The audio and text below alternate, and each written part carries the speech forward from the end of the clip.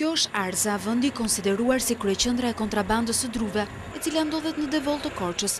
Banorët në këtë zonë jo vetëm që kanë prerë në mënyrë të paligjshme dhe masive drurët në territorin shqiptar, por kanë arritur të kalojnë dhe në atë grek duke shkatruar sipërfaqe të tëra. Ky fakt ka detyruar Inspektoratin Shtetëror të Mjedisit të mbështetur edhe nga policia të ndërmarrë një aksion për parandalimin e mëtejshëm të këtij fenomeni. Kjo zonë ishte një nga zonat më problematike të qarkut të Korçës, ku qarkullonin sasi të mëdha lëndrësore kontraband. Ky aksion kuptohet do të jetë edhe në ditët në vazhdim, ne do mundohemi me të gjitha mënyrat ligjore që të vëmë në zbatim legjislacionin që ka të bëjë me menaxhimin dhe eksportin e druveve të zjarrit. Vetëm në 24 orët e fundit janë sekuestruar 400 metra kub dru zjarri në shtëpitë e banorëve. Ata pranojnë se shitja e druveve është mjeti i vetëm i jetesës për qytetarët në këtë zonë. Ne dim që është e paligjshme, po nuk kemi se ku të shkojmë.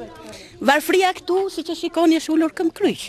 Nuk ka asnjë rrugëzidhje tjetër. Ko shikoni listratë për dyqanet që janë me pavojnë për bukën e gojës? Situata e rënduar e prerjes së paligjshme të pyjeve në fshatin Arës të rrethit të Devollit, por edhe në zona të tjera, është një fenomen i trashëguar në vite.